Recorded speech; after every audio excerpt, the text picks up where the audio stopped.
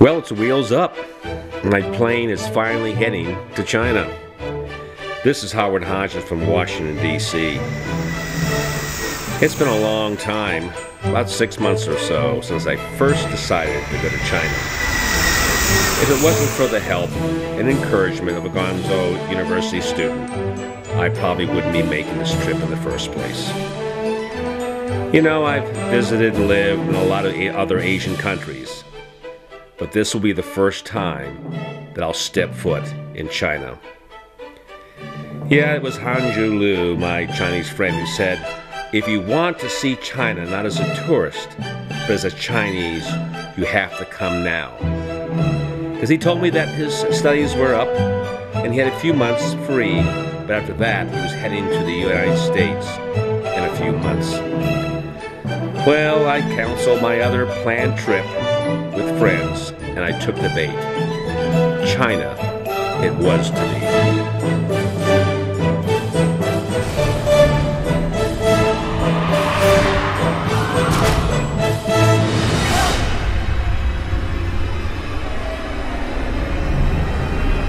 Lost in China.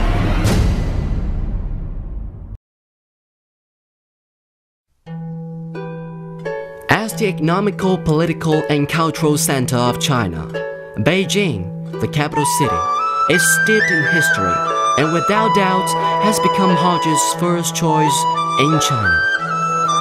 The first step in Beijing, Hodges will visit an Asian masterpiece in the history of architecture, the Forbidden City. I'm really amazed what I saw today. What a history you have here in China, here in Forbidden City. Just when I thought I saw everything, there'd be another building. And then I think I saw that there'd be another one, another one. Then at the very end, we went down a long hallway and there were small courtyards off the long hallway. You can't see this in one day, maybe several days. But I can imagine what it must have been like to be part of the emperor's family and the emperors and all the concubines, all the places you could have seen and things you could have done. Your whole life you could live in Forbidden City. It's so big. I'm really amazed. I'm impressed. We have nothing like this in America, nothing at all. It's big. I like the ornateness. Each one has beautiful temples. There's symmetry, the way everything's arranged. Very nice feng shui, you know. Everything's all lined up in a straight line. It's a wonderful place, and small little rooms and buildings. I've seen temples other countries, like in Thailand and you know, Korea and in Japan, but I must say that these are really, really, really nice because they're so large, they're so ornate, there's simplicity in it, but there's also grandeur. It's really a wonderful thing.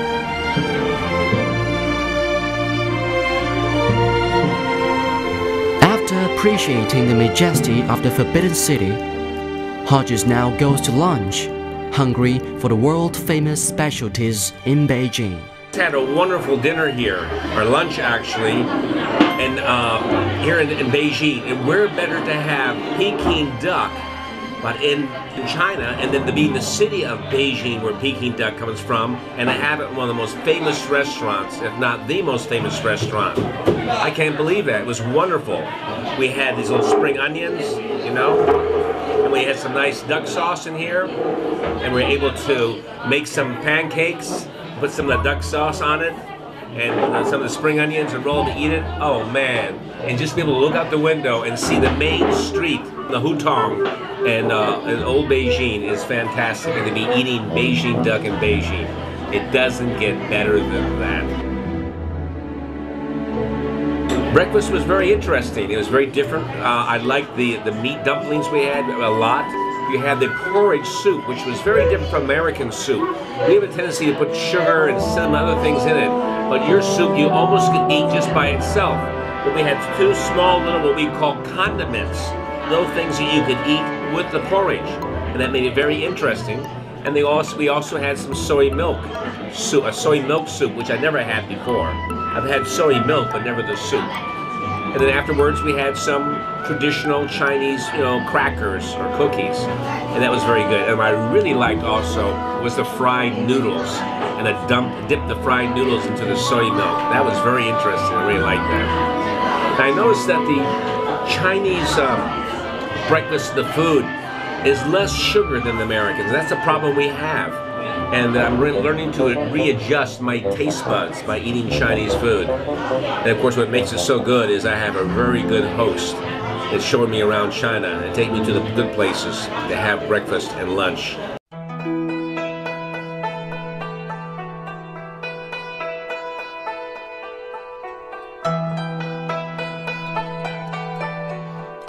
Ranking the first in the 7 wonders of the world, the Great Wall is the treasure of the Chinese civilization, the legacy of the world culture, and also a miracle in the human world.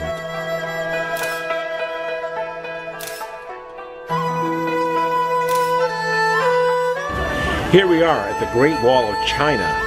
Chairman Mao once said that unless you climb the Great Wall at least once, you're not a hero. Well, maybe I'm just a little bit of a hero, because the climb was pretty difficult for me, because I get a little older. If you look up, you can see how much more I would have had to go, and these are probably not some of the most difficult parts, but it still was a great experience to be on the Great Wall of China, and I recommend everybody to try at least once. So I'm proud to say that I'm a little bit of American hero for having tried to climb a bit of the Great Wall. On Hodges' way leaving the Great Wall, a special food caught his eyes. This is the old Peking noodles.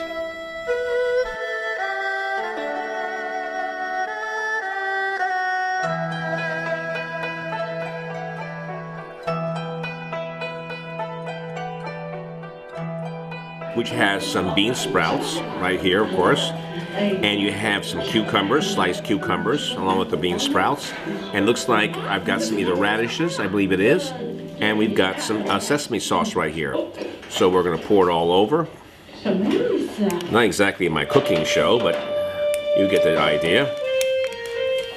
That's what my Chinese host has told me. And then we mix it all up. Try to mix it all up. Oh, there's some noodles here at the bottom, which I didn't realize, okay?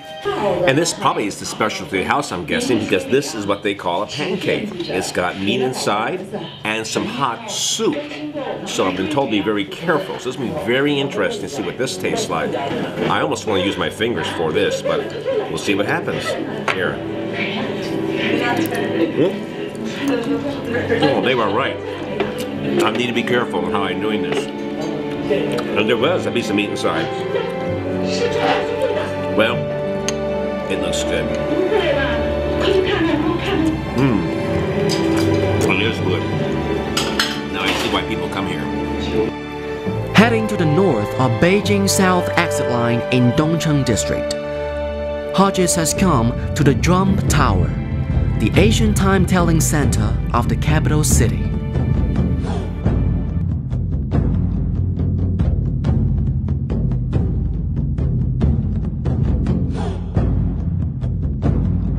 To visit the drum tower here. The Chinese, unbeknownst to me, had developed a lot of timekeeping systems. And of the many timekeeping systems, everything from mechanical rolling bearing balls to incense was the drumming system. And by timing the drums every 2 hours, as the case may be, except when the emperor was sleeping, they would keep track of time throughout the entire city. And we had a drum performance. It was very, very interesting. The best part I liked about being here, besides the drums, was seeing some of the old houses, the shaped roofs, the tile-shaped roofs, which will eventually probably go away. Hopefully they'll keep a part of it.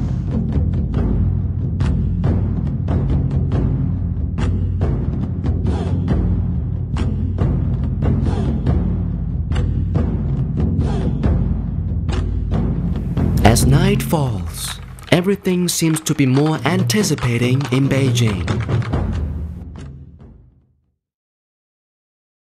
Here we are in Beijing in the Olympic Park. Finally, I made it to the 2008 Olympics. And all my friends and family who know me always say I'm always late doing things. Well, I finally made it to the Olympics. Unfortunately, it's January 2013. In fact, you can see over here the Christmas tree. The 2013 underneath all the little tents, okay? And if you look a little bit to there, you'll see some people out in the distance. It's too cold to walk that far, but I think that might be ice skating, okay? Beautiful little trees here in the park they had here, all lit up. And if you look here up here above, you'll see a really interesting, almost F-shaped, upside-down, L-shaped building. A unique idea because you have a display there where they can either sell advertising or have their own. My understanding is a hotel. If it is, it's pretty incredible. And if you look next to other hotels next to it, they also have their little lights. Everybody's going digital. But one of the nice, amazing things to see right here is the Cube. The Cube complex is really the swimming center at the 2008 Beijing Olympics. And it's a beautiful building, obviously cube-shaped. Pretty impressive. If you look way up the distance, you can see the Olympic rings, another building. And if you look even further out here down this way, you can see, if you follow me here, you'll see the Olympic ring, another sports complex tower over here. But the piece de resistance, the thing that really catches your eye, especially at night, if you look over here, is the wonderful, beautiful bird's nest. And the bird's nest, for you who have eaten Chinese food before, it's sort of like a dry noodle kind of nest where a lot of times they have seafood in it. They've taken that concept and they've built a wonderful track and field stadium right here. Again, aptly called the bird's nest. So, for those who didn't make it to the Beijing Olympics, welcome to the Beijing Olympics, the 2013 version, of which I just made it. It's been a full day for Hodges.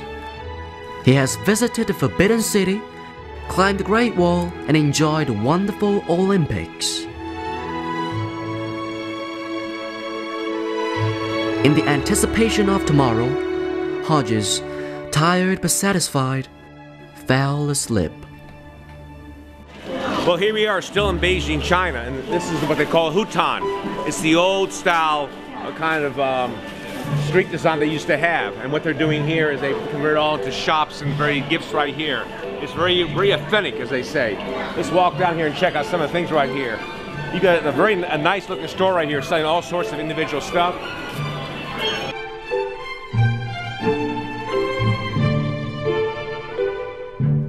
Usual little trinkets right here. You can look for yourself. You don't need for me to narrate it. You can just see what they've got here. Clothing, gifts, both expensive and cheap. Very interesting items here. One thing I bought from this gentleman right here is one of these little opera mats. You can see the wide collection he has of different kinds of opera mats. But this is the one that I think I'm going to pick. It's got the yin-yang on it. It'll look very nice on my wall. Another item I think I'm going to get from this guy is this little item right here, which I could use as attached to like a light switch in my closet even. It's kind of interesting. You have everything that you want. I like it because it's got sort of an antique look to it, and it's not too overly ornate, and masculine enough that I can even have it. So I think I'll take this as well from the guy. Well, one of the things I'm getting right here is a real traditional tomato on the stick, but it's really little crab apples. It's just like the candy apples we have in America, but it's a Beijing tradition that goes back many, many, many years. In fact, the other traditional thing is a yogurt in a bottle. This is very famous here. You only can get in Beijing. It's Beijing yogurt, and I've had it a little on the sweet side, and it's really excellent. So whether it's an apple on a stick or whether it's Beijing yogurt, that's what I look forward to. Thank you very much. Well, you can see I'm wearing a mask right now because they've had the worst pollution, air pollution in Beijing in its entire recorded history, which is the last couple of years. So it's so bad that 25 airplanes the other day, a couple days ago, couldn't take off or land. So even long-time expats who live here, and including a few of my Chinese friends, have told me I'm better off wearing this mask to protect myself. So that's what I'll be wearing for the rest of the time I'm here in Beijing, whenever I can tolerate it. Thank you. On his way to Temple of Heaven, Hodges came across a kung fu man in a square, and he has immediately been enchanted by it.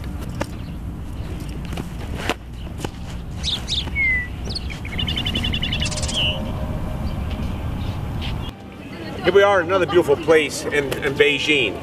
And this is the Hall of Prayer for Good Harvest, built in the 1420s. It is the last living or last existing piece of architecture for the Ming-Dang dynasty. And of course, since it's based on the theme of harvest, the pillars that support it are 12 pillars for the 12 months of the year, the 12 different time divisions of the day, and also it has parts of it representing the constellations. quite an incredible and beautiful piece of architecture, and for that matter, a piece of art.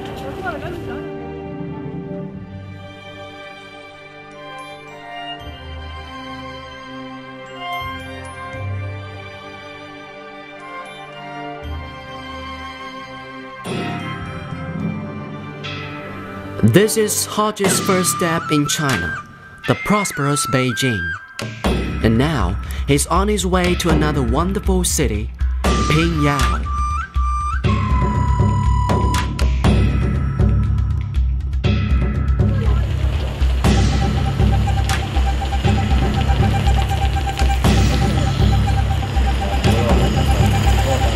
Pingyao, located in the central part of northern China, is the preservation of integrity of the historic city of China, as well as the most well-reserved Asian China prototype. Everything here remains plain, quaint, and pristine. We're still in Pingyao town. Starting off, look at this ladder right here. Talk about ingenuity and age. Even the building up here, we look at the rafters. You can see how old the building must be, even though it's been repainted. Maybe parts of it even have been rebuilt. But what really catches my eye is this wall right here on top, and this sort of the slate type roof with the supporting beams, a pattern you see many times. And you have your private little neighborhood here that, you know, if you look around behind you, and they are able to block themselves in a little privacy by closing their little doors. You know, especially you got children or something like that. How cool is that? You know, and if you look at the, you got a little brick wall here. It's really kind of, you know, I'm going to guess 1930s, 1940s, if not older. This is how I remember, you know, Japan when I was a little boy living there back in the 1950s. Well, let me explore some more of Pingyao town. Walls filled with thick atmosphere of history, courtyards with unique feature, and palatable specialties are presenting us an outstanding Pingyao.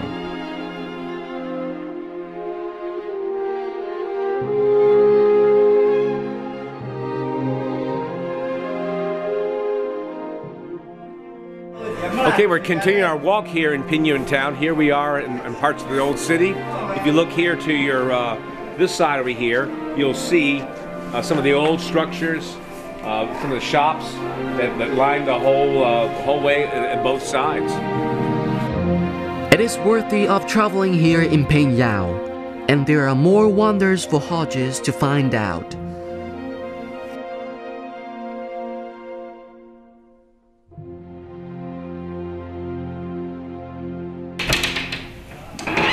Still here in Pingyao town.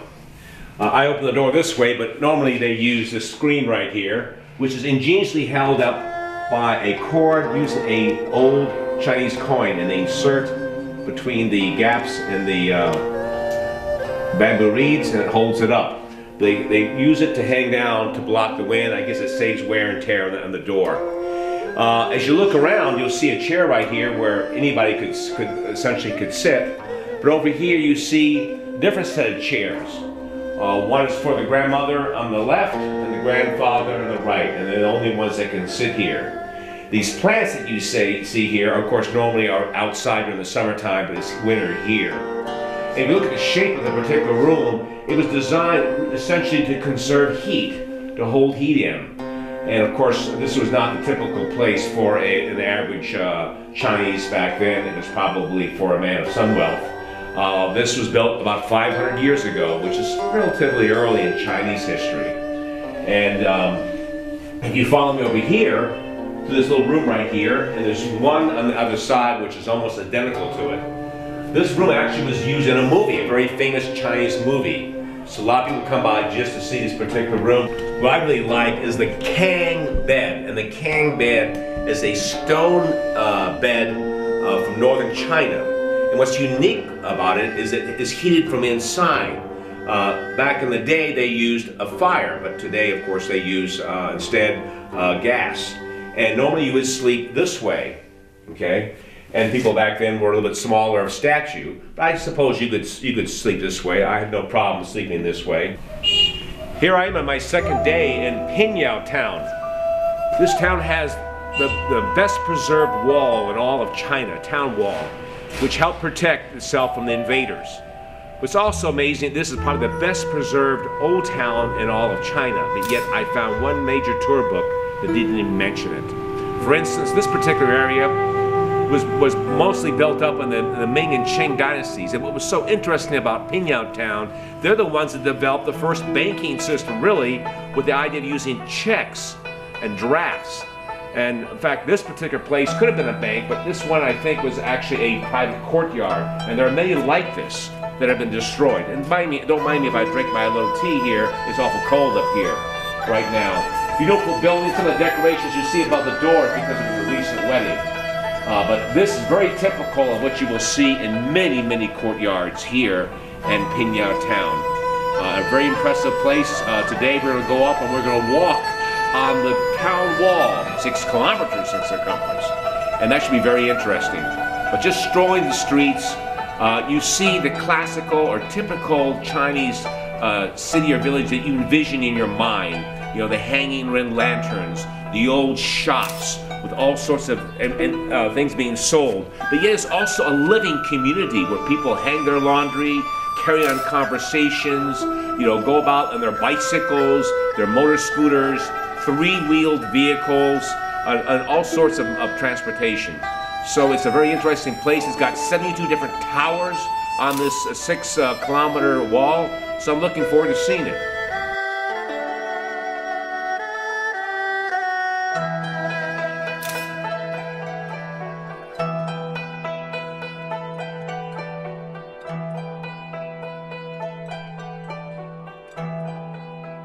Well, here I am in perhaps the most amazing structure in all of Pingyao Town, and perhaps in China. It's an over 2,000-year-old walled, city with these 70-some towers, over 2,000 years old, constructed during primarily the Ming and the Qing dynasty. And when I look back to my visit to Beijing and here, I get sort of a yin-yang effect. You know, you have the modern city, bustling, active, with the military flag raising, the Forbidden City, you know, and the Great Wall. And then you have a more quiet town here. You know, people going about their business, old buildings, you know, just streets filled with lanterns that are lit at night. That's the image I have in my mind of the China, you know, maybe from movies and from books. So I'm glad I've had a chance to see both. Pingyao was interesting to have the local noodles they're famous for, and the Pingyao beef, the dried beef. And of course in Beijing you had the wonderful baking duck and the hot pot. You can't say one's better than the other. They're both different, and they bring both different things to the table, as we say. So yeah, I'm glad I've been to both Beijing and Pingyao Town.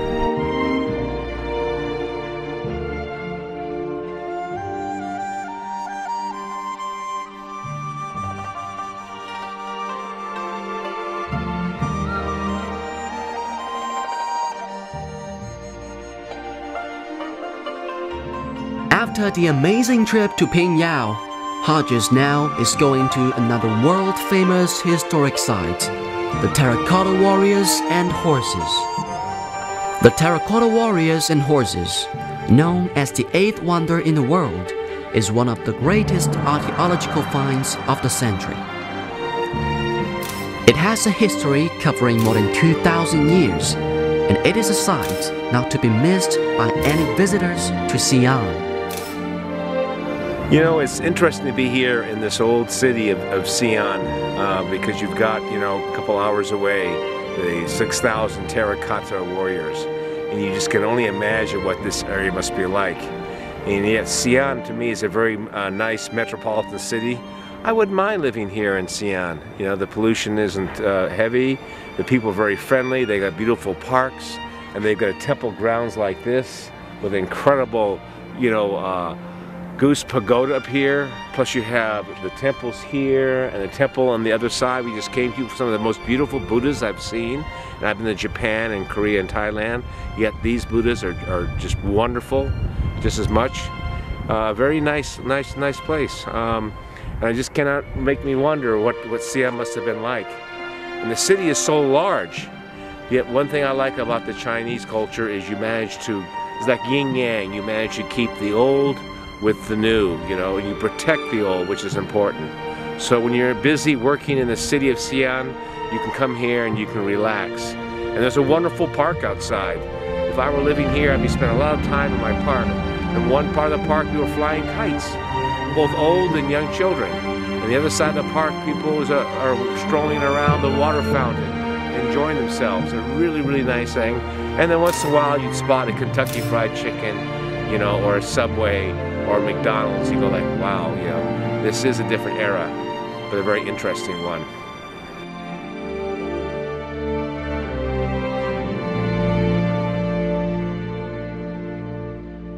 Wow, overall impressions of my trip to China. Well, first of all, I had the unique experience of seeing China as a Chinese, or as much as a Westerner could, because I traveled with a good friend who was much like a little brother, who showed me, you know, China in a way that I couldn't have, because he did the interpretation, handled the logistics, you know, found inexpensive lodging, allowed me to try different types of food in different provinces, and a myriad of tasks that just made it a lot more interesting. But overall, some of the impressions are just the variety. The variety of locations. Each city, each town was different in many ways. What surprised me the most was the food, or the cuisine. You know, everything from spicy to mild to noodles only to rice only to various specialties that were different. The other thing that surprised me were the languages. Not only do you have the Mandarin and the Cantonese, but you have local dialects, which sometimes my cameraman was unable to understand because they weren't from his area. I guess also another impression was all the new buildings that were popping up. You know, how tall they are, you know, and how they have these neon lights and, you know, bright colored panels and even video in some cases. And even though I'm happy for the Chinese that they're developing their cities, I'm kind of concerned by the urbanization of some of the Chinese cities, because the buildings are so tall, filled with tall skyscrapers. I realize they've got to do this because, you know, of the population they have to take care of. The other thing that, you know, kind of showed a different side of China was the lack of English speakers, which, you know, shouldn't be a problem in the sense that, you know, people don't have to necessarily speak my language, but great difficulty getting around if I hadn't had, you know, the cameraman, Haojun, to help me. I've been in other countries where there were at least sufficient number of English speakers at the high school or college level that you could communicate, you know, but here it was much more difficult. The air pollution, which I had been warned about, was surprisingly, you know, everywhere, which is sad because China has some beautiful cities and some beautiful skies, I'm sure, but I didn't see much of it, unfortunately. The other concern that I would have if I were to live in this country is the written language. My fault, not theirs, because it would take me a long while to learn it, where there's some other countries, such as their neighbors to the south, which use more of a Roman alphabet, which I might be able to make out some of the words. I wonder about the medical care. Luckily, I've had no reason to use it, but I don't know how good the medical care is or is not. But for the most part, it's been an incredible trip. The trip of a lifetime, an experience that I'll never forget. The incredible thing about it, I think, was just kind of putting aside all my preconceptions of China and letting China unfold before me, you know, in a way that allowed me to really appreciate its, not only its vastness, because it is a large country, but by the variety of its food, languages, and other experiences, from the old towns to the modern city. And, you know, I'll tell you what, I was surprised by the hospitality of the Chinese people. In some cases, it was really over the top. Other times, you know, they didn't mind that I interacted with their children, you know, in a positive way, because the Chinese really seem to love their children, and that's great. You know, they don't openly show display of emotion, at least not that I saw. They're more, I think, they keep more to themselves, and it may be because they're a very large society. I can tell you that I was moved by the experience. I'm glad I went. I'd recommend it to a lot of other people, and I hope to be back. I really do.